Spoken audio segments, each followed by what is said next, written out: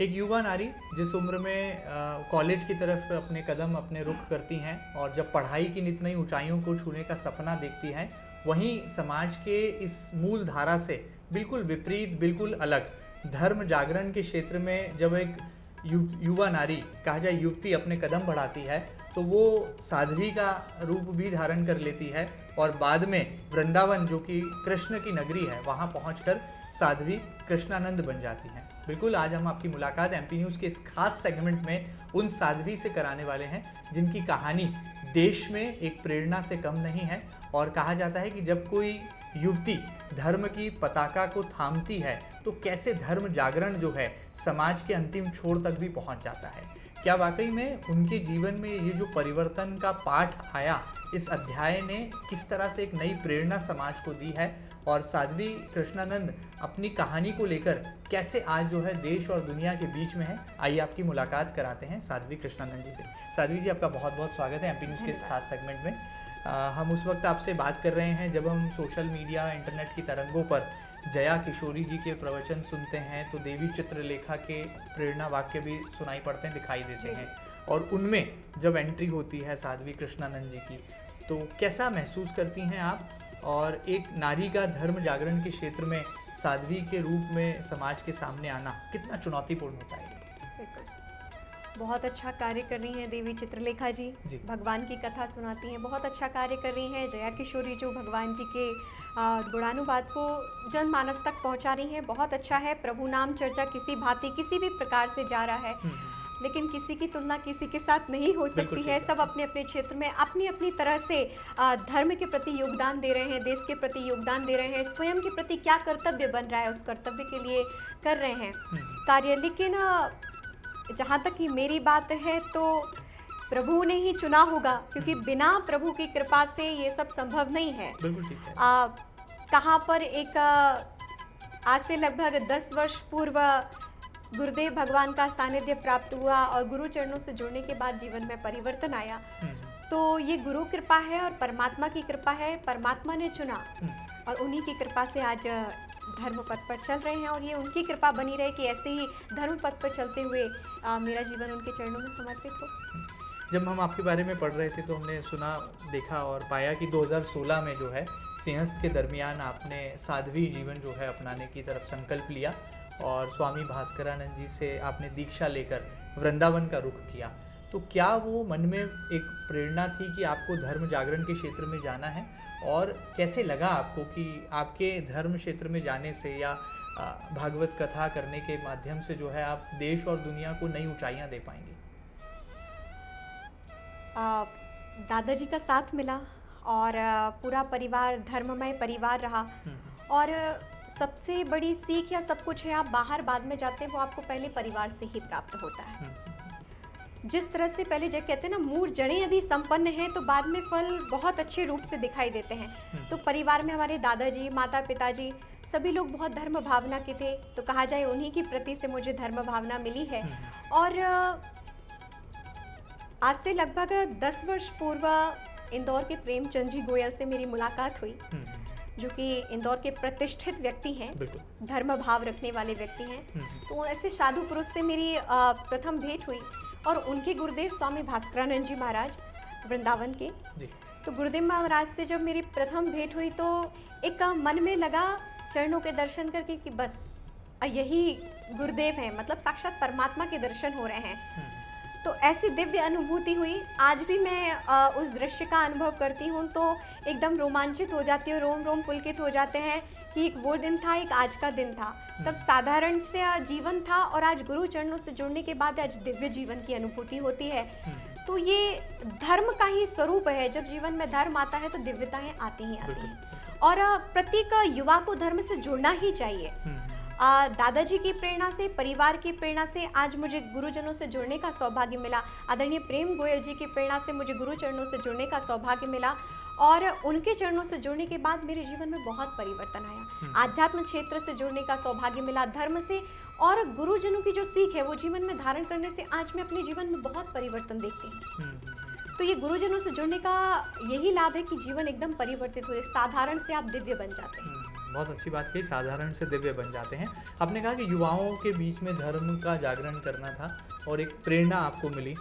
मैं जानना चाहूँगा कि आज का युवा, क्योंकि आप भी एक युवा संत हैं, एक युवा कथावाचक हैं, तो आज का युवा, देश का नौजवान, भारत का युवा भगवान श्री कृष्ण जैसा बने या मर्यादा पुरुषोत्तम भगवान श्री राम जैसा बने? क्योंकि कई ऐसे युवा मिलते हैं जो कृष्ण को अपना आदर्श मानते हैं, जीवन में उनकी कथनी और करनी को आत्मसात करते हैं, तो कई मर्यादा पुरुषोत्तम को। तो साध्वी कृष्णानंद जी क्या राय देंगे यहाँ पर? भगवान राम मर्यादा पुरुषोत्तम, पहले तो मैं प्रभु को भी प्रणाम करती हूँ, भगवान श्री कृष्ण को भी प्रणाम करती हूँ। दोनों में कोई भेद नहीं है। लीला काल के कारण अवतार अलग अलग है, लीला अलग अलग है, लेकिन परम तत्व में कोई अंतर नहीं है। तत्वतः दोनों एक ही हैं और सभी देव एक ही हैं। लेकिन कहा जाए राम जी के विषय में, तो जीवन में राम जी की मर्यादा होना परम आवश्यक है। आज युवा पुरुष, युवा महिला उच्छृंखल हो रही हैं, मनमाना आचरण कर रहे हैं, और हमारे शास्त्र ने कभी भी मनमाना आचरण करने के लिए नहीं कहा है। हमारे यहाँ स्त्री को सदैव अनुशासित, पहले वो पिता के अनुकूल रहती है, विवाह के पश्चात अपने पति के अनुकूल रहती हैं, और बाद में फिर पुत्र के अनुकूल रहती। कभी भी स्त्री को स्वच्छंद नहीं कहा गया है, गुरुजनों के परिवार के अनुकूल रहने के लिए कहा गया है कि अनुशासित जीवन रहे। इसलिए नहीं कि आप उन्हें बांधना चाहते हैं। मर्यादा जीवन का आभूषण है, मर्यादा मानव का आभूषण है। तो राम जी की मर्यादा, सीता जी की मर्यादा स्त्री पुरुष के जीवन में, युवा पीढ़ी के जीवन में होना ही चाहिए। तो राम जी को प्रणाम करने से केवल कार्य नहीं बनेगा, उनके हम इन विषयों को धारण करें, उनके इन दिव्य गुणों को धारण करें, तभी हमारा जीवन दिव्य बन सकेगा। और रही बात भगवान श्री कृष्ण की, तो भगवान श्री कृष्ण, जो लोग बहुत आक्षेप करते हैं, आप एक फिल्म भी आई थी कि ऐसा मोटिवेट किया गया कि आपके धर्म में क्या है। भगवान कृष्ण ने लीलाएं की हैं, रास किया है, बहुत आक्षेप होते हैं। हमारे भगवान शिव और कृष्ण के ऊपर तमाम चर्चाएं होती। सबसे ज़्यादा यदि कोई विपरीत शब्द कहे जाते हैं तो भगवान शिव के लिए, कि भगवान चिलम पीते हैं, भगवान भंग पीते हैं। ये अरे, जो सदैव राम रस में निमग्न हो, क्या वो तुच्छ वस्तुओं की ओर देखिए? वो भगवान है, परमात्मा। ये तो एक चित्रकार की विकृत मानसिकता है, जो भगवान शिव को चिलम पीते हुए आप चित्र दर्शाते हैं, और युवा पीढ़ी को ये प्रेरित किया जाता है कि भगवान शिव, जब तुम्हारे भगवान ऐसा कर रहे हैं तो तुम्हें करने में कौन सी बात है। तो समझे कि भगवान कौन है। भगवान शिव, उनकी तपस्या स्वभाव है, तपस्या करना उनका स्वभाव। 87,000 वर्ष तक वो ध्यान में गए। तो जो ऐसे राम रस में निमग्न रहे हो, क्या वो भौतिक वस्तुओं की ओर आकृष्ट होंगे? तो ये युवा पीढ़ी को जो ये पथभ्रष्ट करते हैं, पथभ्रष्ट करने की ओर चल रहे हैं या पथभ्रम के, उनसे बचना चाहिए। गुरुजनों की वाणी पर ध्यान करना चाहिए, वास्तविकता से जुड़े वो। तो यहाँ एक हो गए भगवान शिव और एक हो गए भगवान कृष्ण, जिनके ऊपर की रास लीला किया, ये किया, वो किया। अरे भगवान शिव देखिए, भगवान कृष्ण को देखिए, जब उन्होंने रास किया तो 19 अरब गोपियां वहां उपस्थित थी। तो क्या साधारण वृंदावन में 19 अरब व्यक्ति बन सकते हैं? वो दिव्य वृंदावन था, वो दिव्य लीलाएं थी। और भगवान कृष्ण ने केवल रास लीला नहीं की। रास लीला वो है जहाँ जीव और शिव का मिलन है, वो रास लीला है। और परमात्मा भगवान कृष्ण कोई साधारण पुरुष नहीं थे, परब्रह्म परमात्मा थे। और जब भगवान कृष्ण ने लीला की तो वो एक बालक थे। रास लीला में वहाँ कोई परम भाव ऐसा नहीं था कि वो कोई साधारण भाव से, वहाँ भगवान परम भाव में थे। तो जितने भी आक्षेप आते हैं कि लोग इसीलिए भगवान की ओर मुड़े, क्योंकि लोग कहते हैं एक ही अल्लाह है, एक ही ईसा मसीह, आप उनसे जुड़िए। आपके यहाँ तो इतने देवता, आप किनसे जुड़ेंगे? तो हमारे यहाँ तो चॉइस है कि आपकी जैसी मति, आप उन देवता को स्वीकार करिए। जैसे कि आपने कहा भगवान राम, तो भगवान राम मर्यादा को देते हैं। यदि आज का युवा भगवान राम की मर्यादा को स्वीकार करता है तो जीवन में दिव्यता को देखता है, विशिष्टता को देखता है, वास्तव में मानव धर्म को देखता है।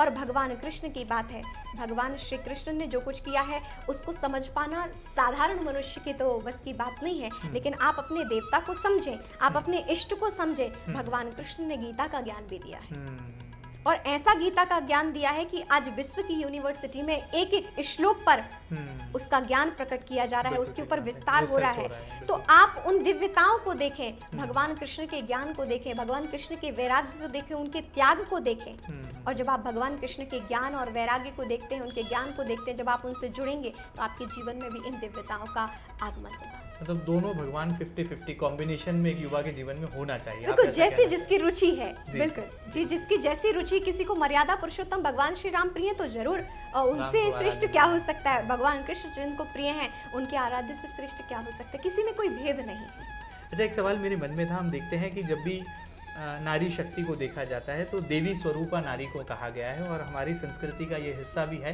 कि नारी मतलब देवी स्वरूपा हैं, और हम वो देश में निवास करते हैं, हमारी संस्कृति संस्कार हमें ये बताते हैं कि हम नवरात्रि में 9 कंजकों को, कन्याओं को जो है भोजन कराते हैं, उन्हें माता का दर्जा देते हैं। तो क्या वाकई में नारी शक्ति के पास देवी का इष्ट होता है, या एक ऐसी स्मरण शक्ति, या कहा जाए एक ऐसी छुपी हुई अद्भुत शक्ति होती है जिसके जरिए वो जो है अपना प्रकटीकरण पूरे संसार और सृष्टि में कर पाती है? बिल्कुल, नारी ही वो जननी है जिसने भगवान को प्रकट किया। माता अनसुईया वही नारी शक्ति है जिन्होंने तीनों देवताओं को अपने आंगन में पुत्रवत देखा, पुत्रवत बुलाया। यानी नारी की वो शक्ति है कि परब्रह्म परमात्मा को इस धराधाम पर उतारा। नारी वो शक्ति है, यदि आप उनका पूजन करते हैं, यत्र यत्र पूज्यन्ते नार्यस्तु तत्र तत्र रमन्ते देवता। जहाँ जहाँ पर नारी का पूजन है, जहाँ जहाँ पर उनका सम्मान है, वहाँ देवता रहते हैं, वहाँ देवताओं का निवास है। तो मातृशक्ति, नारी ही मात्र वो शक्ति है जो परमात्मा को भी स्वयं आंगने में बुलाने का सौभाग्य, आंगन में बुलाने का बल रखती है। तो आप देखिए, जहाँ परमात्मा का आगमन हो, जिनकी शक्ति के प्रभाव से यदि आप उनका अनुसरण करेंगे, उन्हें पूज्य मानेंगे, उनका सम्मान करेंगे, तो आपके जीवन में किस प्रकार की कमी रह सकती है। चाहे वह कन्या के रूप में हो, चाहे वह पुत्री के रूप में हो, चाहे वह पत्नी के रूप में हो, चाहे वह बहन के रूप में हो, चाहे माँ के रूप में हो, सब तरह से वह पूजनीय है। और जब इन संबंधों की भांति आप उनका पूजन करते हैं तो सब कुछ परम मंगलमय होता है जीवन में। तो अवश्य नारी का पूजन करना चाहिए। जहाँ ऐसा नहीं है आप देख रहे हैं, और जहाँ नारी का पूजन है वहाँ भी आप देख रहे हैं। अच्छा, साध्वी कृष्णानंद जी को गुस्सा आता है, जैसा कि आपने कहा कि जब शिव जी का विकृत रूप चित्रकार प्रकट करते हैं, चीलम पीते हुए जब भगवान भोलेनाथ को बताया जाता है, या जैसे भांग वाले भोलेनाथ कहा जाता है, तो गुस्सा आता है? कभी आपको लगता है कि ऐसे लोगों को सबक सिखाना चाहिए, साध्वी जी को मैदान में आना चाहिए? आपने बड़ा विचित्र सा प्रश्न किया है। क्रोध तो नहीं करना चाहिए जी, क्रोध करना उचित नहीं है। मानव का मूल स्वभाव भी होता है। मानव क्रिया पर प्रतिक्रिया, बिल्कुल क्रिया पर प्रतिक्रिया होती है। मेरे आराध्य भगवान शिव भोलेनाथ है, महाकालेश्वर है, और यदि अपने आराध्य की निंदा किसी भी व्यक्ति को नहीं सुननी चाहिए। हो सके तो बलपूर्वक उसका आपको प्रतिकार करना चाहिए, और यदि ना हो तो फिर वहां से चले जाना चाहिए। लेकिन यदि आप में सामर्थ्य तो बलपूर्वक प्रतिकार करना चाहिए। मैं ऐसे लोगों से कहूंगी कि आप जरा सोचिए, आप भगवान शिव को जानते क्या हैं, कितना जानते हैं, जो आप उनके चित्र में चिलम बनाते हुए आपको सिर्फ हिंदू देवी देवता ही दिखाई देते हैं। आपने पहले देखा होगा कि किसी ने अन्य पंथ के लोगों का एक चित्र बना दिया, एक कार्टून प्रचलित हुआ था, अन्य देशों से उनके ऊपर कितने आरोप प्रत्यारोप लगे, और यहाँ तक कि उनको मृत्यु दंड की भी बात कह दी गई थी। तो हिंदुओं के देवी देवताओं पर ही कैसे ये आक्षेप होते हैं, और हम कैसे सह लेते हैं? क्या हमें अपने आराध्य से प्रेम नहीं है, या हम में वो बल नहीं है, या हम वास्तव में सनातनी नहीं है? क्या कहाँ कमी है जो हम चूक जाते हैं इन सब चीजों के, ऐसे व्यक्तियों का प्रतिकार करने से? अपने आराध्य की निंदा सुनना ये घोर अपराध है।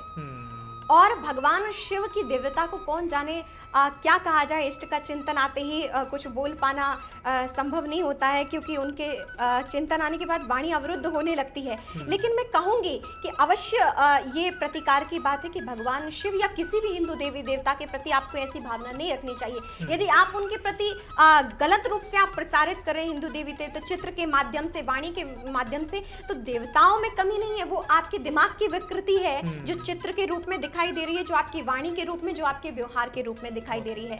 तो दुष्ट खलों के लिए भी भगवान ने उपचार देखा है। तो यदि ऐसे लोगों का सामना होता है तो उनका भी उपचार होना चाहिए। बात आपने कहा कि भगवान भोलेनाथ आपके आराध्य हैं, तो ऐसा कहा जाता है कि सत्यम शिवम सुंदरम, सत्य ही शिव है और शिव ही सुंदर है। आप कैसे इसकी व्याख्या करती हैं? क्योंकि हमने देखा कि व्यासपीठ से जब आप कथा का वाचन करती हैं तो आपके शब्दों से जो है धर्म का जागरण भी होता है। तो सत्यम शिवम सुंदरम, इसका क्या महत्व आप प्रकट करती हैं, परिभाषित करती हैं? इसका विस्तार बहुत है। ये है 3 शब्द, लेकिन इन 3 शब्दों में सारी सृष्टि समाहित है, सत्यम शिवम और सुंदरम। इनकी व्याख्या करने चले तो ये जीवन भी समाप्त हो जाए तो भी इनकी व्याख्या पूर्ण नहीं हो सकती है। जहाँ नेति नेति कह के वेद भी थक गए हों, जिनकी व्याख्या ना कर सके हों, जिनके बारे में तो मेरा मुख शब्द तो क्या ही कहेगा, लेकिन मेरे आराध्य देव है, मैं इतना ही कहती हूँ कि यदि आप शिव से जुड़ते हैं तो आपका जीवन सत्य स्वरूप बन जाता है, क्योंकि जब आप जिससे जुड़ते हैं उसके गुण धर्म आप में आने लगते हैं। बिल्कुल ठीक बात है। तो यदि आप शिव से जुड़ते हैं तो जीवन में सत्य आचरण आने लगते हैं, और जीवन में जब सत्य आचरण आने लगते हैं तो आपका जीवन सुंदर बन जाता है। तब आपका जीवन वास्तव में सुंदर बन जाता है। सौंदर्य का प्रतीक दैहिक रूप से नहीं है, बाह्य रूप से नहीं है, ये वो दिव्य सौंदर्य जो आपको आत्मा से परिपुष्ट करता है, जो आपके आंतरिक भाव को सुंदर बनाता है, जो आपको आध्यात्मिकता से जोड़ता है। और ये वो सौंदर्य है जिसको पाने के बाद व्यक्ति उस परम तत्व को पाने के बाद, उस दिव्य सौंदर्य को पाने के बाद, ऐसे सौंदर्य पर तो भगवान भी मोहित होते हैं। सृष्टि आपके बाह्य सौंदर्य से भले ही मोहित हो जाए, लेकिन भगवान को यदि आप पाना चाहते हैं तो आपको आंतरिक सौंदर्य प्राप्त करना परम आवश्यक है। और आंतरिक सौंदर्य आपको तभी प्राप्त हो सकता है जब आप शिव से जुड़ेंगे, क्योंकि शिव ही सौंदर्य को देने वाले हैं। और जब शिव को आप प्राप्त कर लेते हैं तो जीवन में सब कुछ दिव्य और सुंदर हो जाता है। अच्छा, आप युवा साध्वी हैं, और युवा जब कोई भी बात को ठान लेते हैं, उसका संकल्प ले लेते हैं, शपथ ले लेते हैं, तो उसको अंजाम और परिणाम तक पहुंचाते हैं। हम देख रहे हैं इन दिनों देश में 2 विद्वान वाक युद्ध कर रहे हैं। एक हैं वृंदावन के ही प्रेमानंद बाबा जी, और दूसरे हैं सीहोर के कथावाचक पंडित प्रदीप मिश्रा।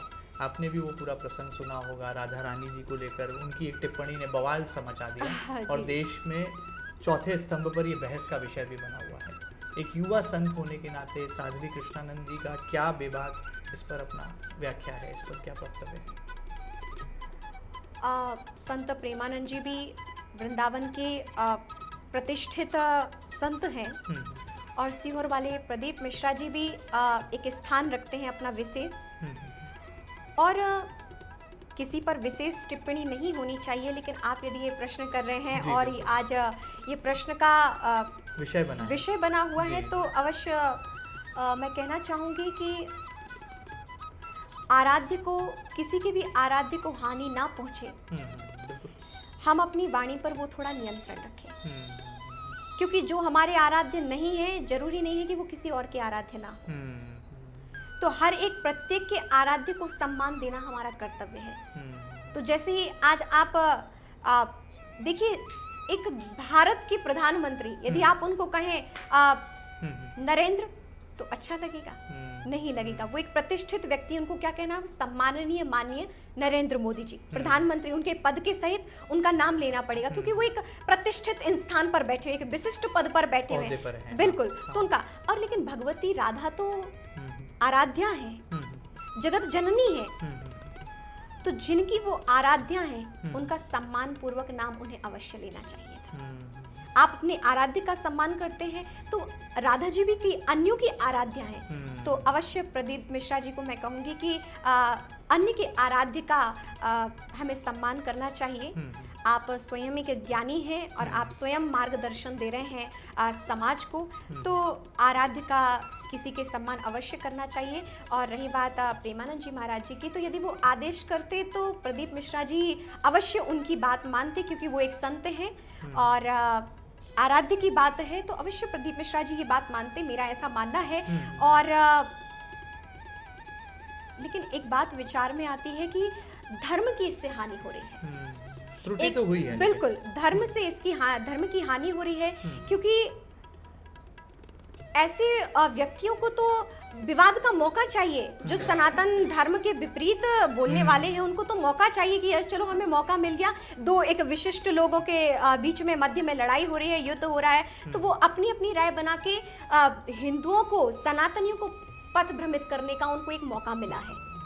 तो ऐसे ऐसे अभी आप देखें कि सनातन धर्म के लिए खंडन करने के लिए कितने विरोधी तत्पर हैं, सभी तरह से विरोधी उत्पन्न। आप देखिए, जितने ज्यादा सनातन धर्म को हानि पहुंचाने के लिए, वो किसी और धर्म के लिए नहीं है। तो कहीं ना कहीं संत श्री प्रेमानंद जी को उन्हें व्यक्तिगत रूप से ये बात कहनी चाहिए थी कि प्रदीप जी आपने उचित नहीं किया, या जैसा भी वो अपने शब्दों शैली से कहना चाहे, लेकिन उन्हें प्रदीप मिश्रा जी तक अपनी व्यक्तिगत बात पहुंचाना चाहिए था, सार्वजनिक नहीं करना चाहिए था, क्योंकि दोनों को फॉलो करने वाले बहुत लोग हैं। यदि हमने ऐसा कहा है तो आपस में मतभेद यहाँ प्रारंभ हो गया, भक्तों के बीच भी मतभेद हुआ है, और पक्षधर जो विशेष व्यक्ति के हैं उनमें भी मतभेद हो, तो ऐसा नहीं होना चाहिए था। तो प्रदीप जी को भी आराध्य पर बहुत सम्मानपूर्वक बात रखनी चाहिए था, और संत प्रेमानंद जी महाराज जी से भी उनको भी सार्वजनिक रूप पे ये बात नहीं करनी चाहिए। ये सीख जो है साध्वी जी दे रही है, ये ऐसा मेरा मानना है, व्यक्तिगत मेरा भाव है ये। चलिए, बड़ी सुंदर बात है। इस विवादित विषय से एक गंभीर विषय की तरफ आपको ले जाता हूँ। आप जिस आयु में हैं, आपकी इसी आयु से गुजर रही तमाम युवतियों को जब हम देखते हैं, आज की नौजवान युवा पीढ़ी को जब हम देखते हैं, तो वो नशे के गिरफ्त में नज़र आती हैं। डांस क्लब में जाना और देर रात की पार्टीज़ में शामिल होना, ये आज के युवाओं के कल्चर का हिस्सा, उनकी लाइफस्टाइल का एक कंपल्सरी एस्पेक्ट बन गया है। तो आप एक साध्वी होने के नाते क्या इस पर कोई चिंतन करती हैं कि आज के इस आधुनिक युग के मॉडर्न युग में, मॉडर्न दौर में, जब युवतियां जो हैं देर रात की पार्टीज़ में शामिल होती हैं, नशे की गिरफ्त में युवा नज़र आता है, तो चिंतन और मनन साध्वी जी का क्या निकल कर आता है? जी, हमारे यहाँ एक मनुस्मृति है, उसमें मनु महाराज का कुछ अपना विचार है। मनुस्मृति से आप लोग परिचित होंगे। मनुस्मृति कहती है कि बालक को 5 वर्ष तक प्रेम करना चाहिए, 12 वर्ष तक उसके जीवन में संस्कार भरना चाहिए, और 16 वर्ष तक उसके जीवन में जो संस्कार भरे हैं, जिससे उसका चरित्र निर्माण हो रहा है, उसका वो जो चरित्र बन रहा है, उसका संरक्षण करना चाहिए। बहुत सुंदर। 5 वर्ष तक प्रेम, 12 वर्ष तक उसके जीवन में संस्कार भरना, और 16 वर्ष तक जो उसके चरित्र बन चुके हैं, अब उन संस्कारों के माध्यम से उनका संरक्षण करना, देख रेख करना। लेकिन हुआ क्या कि ये पूर्व में ही गलती, कि बालक कितना भी बड़ा हो जाता है, माता पिता कहते हुए छोटा ही तो है, छोटा ही तो है, छोटा ही तो, चले जाने दीजिए। प्रारंभ से उसकी भूलों को दरकिनार कर दिया जाता है, अनदेखा किया जाता है, और ये माता पिता की बहुत बड़ी भूल है। आज का आधुनिक समाज है, आप कुछ सीख देते हैं, लेकिन आज सबके हाथों में फोन है, सबको इस ओर भागने की पड़ी, भौतिकता सबको प्रिय है, और आज का युवा भौतिकता से बहुत जुड़ रहा है, सबको भौतिकता की वस्तुएं चाहिए। तो मेरा निवेदन ये है कि माता पिता का यहाँ सबसे पहला फर्ज बनता है, उनका कर्तव्य बनता है कि उन्होंने नियंत्रण नहीं रखा युवा पीढ़ी पर।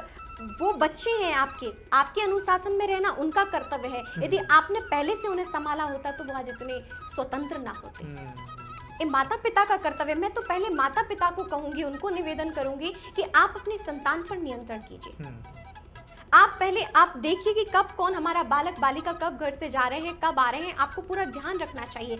आज पहले तो संयुक्त परिवार होता है, दादा दादी देखने वाले हैं कि पुत्री आ रही है, पुत्री, लेकिन आज एकल परिवार हो गया है, जहाँ पर ये देखरेख समाप्त हो गई है, सबको अपने अपने कक्ष मिल गए हैं, कब पुत्र पुत्रियां घर में कब आ रहे हैं इसका कोई ध्यान नहीं। तो सबसे पहले माता पिता का ये कर्तव्य है कि उनको अपनी संतान पर नियंत्रण रखना चाहिए। यदि वो संतान पर नियंत्रण रखेंगे तो संतान को मानना उनका कर्तव्य है। पिता पुत्र नहीं हो सकता है, सदैव पुत्र को ही, संतान को ही माता पिता की बात माननी होगी। तो यहाँ पहले तो मैं माता पिता को निवेदन करूंगी कि आप स्वयं उन पर नियंत्रण रखें, और युवा पीढ़ी से भी निवेदन करूंगी कि ये सब चीज़ें कुछ समय के लिए अच्छी लगती हैं। एक आप समझिए, आप युवा हैं तो आपको सभी चीज़ें अच्छी लग रही हैं, लेकिन वास्तव में ये सब चीज़ें हमारी हानि करने के लिए हैं। और यदि हमारा तो वो देश है जहाँ पर हम मर्यादा में रहे हैं, जहाँ पर हम धर्म आचरण में रहे हैं। आज की भौतिकता अपनाकर हम अपने आचरणों को खंडित कर रहे हैं, हम अपनी दिव्यताओं को खो रहे हैं। तो मैं निवेदन करूंगी कि आप लोग अपने माता पिता की बातों का अनुसरण करें, गुरुजनों से जुड़ें, आप अपने धर्म से जुड़ें, आप धर्म की गीता पढ़ें, आप रामायण पढ़ें और इनसे सीखें। और ये सीख स्कूलों में भी देनी चाहिए, क्योंकि माता पिता तो यहाँ संभाल सकते हैं, उसके बाद स्कूलों में कर्तव्य है। लेकिन कुछ लोगों ने कहा था कि हाँ, आप कुरान पढ़ा सकते हैं, आप बाइबल पढ़ा सकते हैं, लेकिन आप गीता नहीं पढ़ा सकते हैं। तो पूर्व में यही बात कह दी गई, आप सब कुछ, सब धर्मों की बातें पढ़ा सकते हैं, लेकिन गीता नहीं पढ़ा सकते।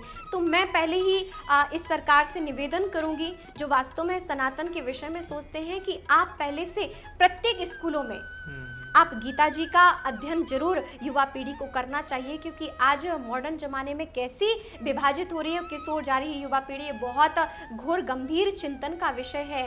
और हम तो अपनी बात कर ही सकते हैं, हमारा जितना देश के प्रति जन कल्याण के लिए योगदान, ये शरीर, ये तन, ये मन, सब जन कल्याण के लिए, देश कल्याण के लिए समर्पित है। स्वकल्याण करते हुए जन कल्याण की भावना, भक्ति से जुड़े हुए हैं, साधु संतों से जुड़े हुए हैं, स्वयं का कल्याण करते हुए जीव मात्र को ये कर्तव्य है कि वह समाज के विषय में भी सोचे, देश के विषय में भी सोचे। और देश के जनता ने जिस समाज को चुना है, जिन व्यक्ति को चुना है, ऐसे आदरणीय प्रधानमंत्री जी से मेरा आपके चैनल के माध्यम से निवेदन रहेगा कि वो प्रत्येक गुरुकुल परंपरा जैसे समाप्त होती चाहे तो पहले गुरुकुल भी खुले, गुरुकुल परंपरा मिले, ताकि जो युवा पीढ़ी इधर उधर भाग रही है उसे वास्तव में नियंत्रण मिले, उन्हें एक दिव्य जीवन मिले। और प्रत्येक स्कूलों में गीता का भी पाठ हो, गीता भी पढ़ाई जाए। सब सब्जेक्ट आज ज़रूरी हैं बिल्कुल, क्योंकि बच्चों को विदेश भी जाना पड़ता है, आधुनिक सब बातें हैं, लेकिन गीता भी पढ़ाई जाए। चलिए, बहुत सुंदर। परिवार का दायित्व भी आपने सिखाया और देश को क्या करना चाहिए ये सीख भी आपने जो है हमारे दर्शकों को दी। आगे बढ़ते हैं। आप भी मध्य प्रदेश से ही आती हैं और मध्य प्रदेश के छतरपुर से ही आते हैं बागेश्वर धाम वाले सरकार पंडित धीरेन्द्र कृष्ण शास्त्री जी।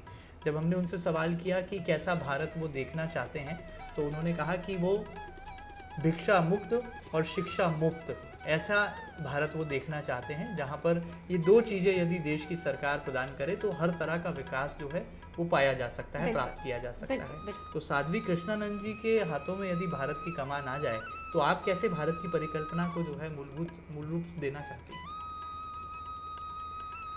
आपका प्रश्न बहुत काल्पनिक है। बिल्कुल वास्तविकता से ऊपर उठकर है, काल्पनिक है। लेकिन मैं भी यही कहूँगी कि आज अस्पतालों से यदि हमारा भारत देश सभी उतने स्तर पर नहीं पहुँचे हैं, सबके पास उस स्तर का धन नहीं है। आज कई मृत्युएं इसलिए हो जाती क्योंकि उनके पास स्वास्थ्य ठीक करने के लिए उतना धन नहीं है। तो जरूर से शिक्षा भी, आज शिक्षा सब चाहते कि हमारी संतति बहुत आगे बढ़े, अच्छे से पढ़े, लेकिन आजकल फीस इतनी हो गई है कि वो माता पिता उतना वहन नहीं कर सकते हैं बिल्कुल कि उनके बच्चे भी उस स्तर तक पहुँचे। तो शिक्षा पर तो प्रत्येक व्यक्ति का अधिकार है, उच्च बनने का प्रत्येक मनुष्य का अधिकार है। तो मैं यही बात कहूँगी कि शिक्षा निःशुल्क होनी चाहिए और स्वास्थ्य के लिए ये भी अस्पतालें भी जो स्वास्थ्य जहाँ से प्राप्त होता है ये भी मुफ्त होना चाहिए। और मैं एक निवेदन करूंगी कि पुनः गुरुकुलों की स्थापना होनी चाहिए। गुरुकुलों की स्थापना, ये आपका सपना है, साकार बिल्कुल होना बिल्कुल चाहिए। गुरुकुल तो प्रधानमंत्री की स्थापना। नरेंद्र मोदी जी को आप चिट्ठी लिखेंगी या कभी जीवन में मिलने का अवसर मिलेगा? आने वाले कई पहलू ऐसे कई आयाम आते हैं और आप जैसे धर्म साधु संत साध्वी तो बहुत आसानी से प्रधान सेवक तक पहुँच जाते हैं, तो क्या कभी आप प्रधानमंत्री नरेंद्र मोदी जी से ऐसी मांग करेंगी? बिल्कुल, वो तो एक साधु पुरुष हैं देश के लिए और उनके लिए क्या कोई शब्द नहीं है। वो जो सनातन धर्म के लिए कर रहे हैं, वो देश के प्रति अपना प्राण पर से न्यौछावर होते हुए देश कल्याण के लिए सतत उनके चिंतन चल रहा है। पहले तो मैं सादर नमस्कार करती हूँ आदरणीय प्रधानमंत्री जी को, उनकी साधुता को प्रणाम करती हूँ, उनकी इतनी दिव्य कल्पना को, उनकी दिव्य वास्तविकता को, उन्होंने जो कुछ इस धराधाम पर इस देश को जो दिया है वो वास्तव में प्रणम्य और साधुवाद के पात्र हैं। मैं आदरणीय प्रधानमंत्री जी से कहूँगी कि आप जैसे ही आगे की युवा पीढ़ी भी बने जो अपने देश हित के लिए सोच सके, आप जैसा सद्भाव देश के युवा को भी प्राप्त हो सके, देश की युवतियों को भी प्राप्त हो सके, कभी उन्हें भी यदि इस पद की प्राप्ति हो तो आप जैसे विचार उसको प्राप्त हो सके। और इसके लिए मैं आपसे निवेदन करूंगी कि गुरुकुलों की स्थापना होनी चाहिए। आप जैसा भाव यदि देश की युवा युवतियों को प्राप्त हो तो वो भी देश कल्याण के लिए इसी तरह आपके भाव में सम्मिलित होंगे। आपकी साधुता बिल्कुल साधुवाद के पात्र है, आपके दिव्य गुण साधुता के पात्र हैं और ऐसे ही दिव्य गुण बहुत से युवा प्राप्त करना चाहते लेकिन वो शिक्षा उन्हें प्राप्त नहीं हो सक रही। इसलिए मेरा आपसे यही निवेदन होगा कि गुरुकुल की पुनः स्थापना हो, पुनः ये देश विश्व गुरु बने, उसके लिए दिव्य शिक्षा के लिए परम आवश्यक बात है। तो मेरा आपसे यही निवेदन होगा कि गुरुकुल खुलना चाहिए और आप ऐसा प्रयास करें, आप मेरा निवेदन स्वीकार करें कि देश में पुनः गुरुकुल की स्थापना। चलिए, आखिर में जाते जाते बहुत संक्षिप्त में हमने देखा, ऐसा सुना है अखबारों के पन्नों में लिखा जाता है कि आज के युवा बिगड़ रहे हैं, आज के युवा विकृति की ओर जा रहे हैं, लेकिन आपके जैसे युवा भी हैं जो कि साध्वी कृष्णानंद के रूप में समाज के सामने आते हैं, आदर्श प्रस्तुत करते हैं। पंडित धीरेन्द्र कृष्ण शास्त्री हैं जो कि हनुमान जी के साथ जो है भक्ति में गंगा बहाते हैं। जया किशोरी जी हैं, देवी चित्रलेखा जी हैं। क्या लगता है, क्या वाकई में देश का युवा बिगड़ रहा है या आप जैसा धर्म जगत में जाकर सुधर रहा है? अच्छाइयाँ बुराइयाँ सब जगह है, ऐसा नहीं कह सकते कि पूर्णतः बिगड़ रहा है। जहाँ पर इतने प्रयास चल रहे हो वहाँ बिगाड़ बहुत सूक्ष्म रूप में है। उत्थान की बात कही जाए कहते हैं कि सकारात्मक शब्दों में बहुत बल है।